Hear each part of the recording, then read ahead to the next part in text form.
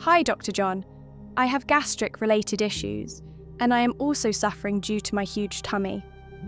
My question is, how to get fit despite of working in the office for long hours and continuously sitting on the chair?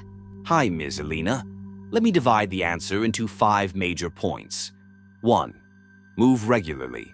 Take 5-minute breaks every hour to walk, stretch, or do desk exercises, e.g., seated leg lifts, chair squats.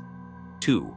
Optimize diet. Eat smaller, fiber-rich meals, avoid processed foods, and stay hydrated to manage gastric issues and reduce bloating.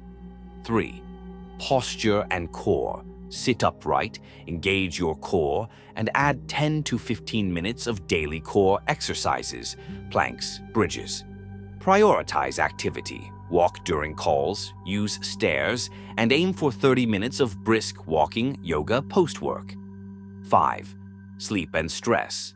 Aim for 7 to 8 hours of sleep and practice stress relief, deep breathing, to curb belly fat triggers. Please remember, consistency over intensity.